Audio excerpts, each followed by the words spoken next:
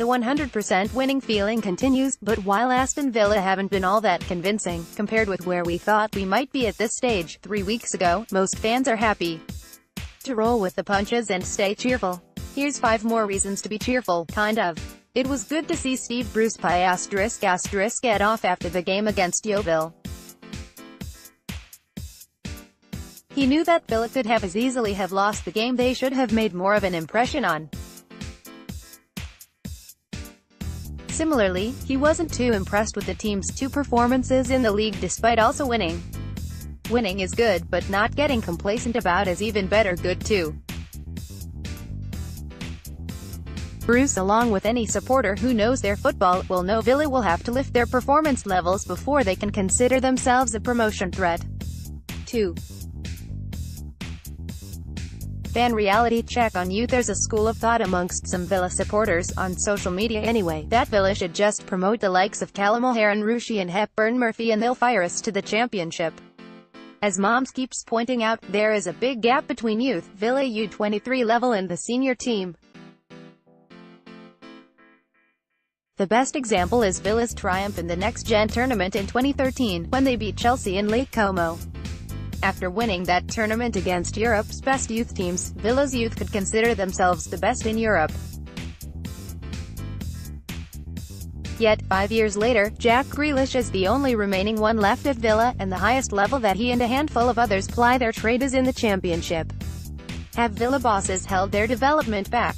Maybe in some cases, but on the whole, the gulf to being a top-level senior pro is a big one. So expectations should be managed rather than getting swept up in a blind hype cycle. That said, the likes of the promising Jack Doyle-Hayes will only improve by playing against men. So it's good to see them appearing, as long as it doesn't cost the team victory. 3. Still in it. If you took away all the cup memories of supporting Aston Villa in the last few decades, we'd be a sad bunch. The only thing you'd have left is the hype cycles of kit launches and Villa social media gifs. Most people would be left as hapless consumers rather than supporters willing on their team to win things. Let's not buy into the agenda of modern football, that winning doesn't matter anymore and that it's not possible for teams like Villa to win anymore, if Leicester can.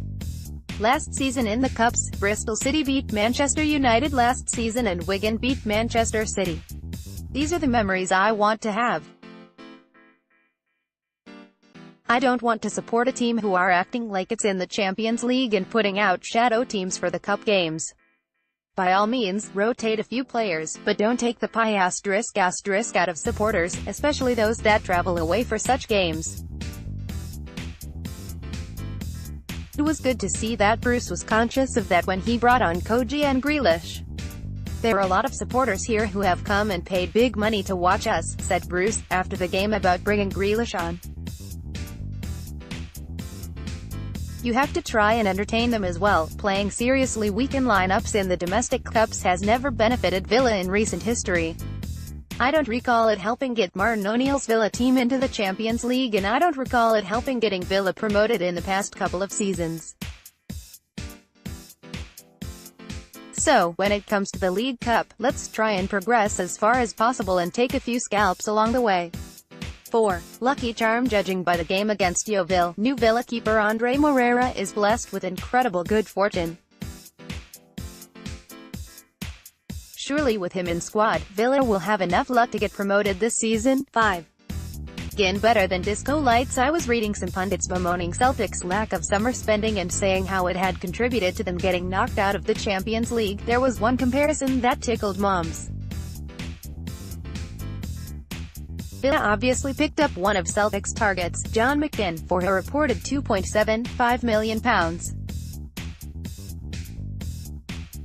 With that in mind, the pundit, Pat Kevin, mentioned that in comparison, Celtic had spent £2 million on disco lights at Celtic Park for Champions League nights, instead of investing players in players to actually qualify for such occasions. So, it seems for their £2 million or so, Villa certainly pipped Celtic in terms of value for money. Although, having said that, I do look forward to the day when Villa are chucking £2 million on disco lights to jazz up Villa Park for European nights. UTV all new podcast episode out now.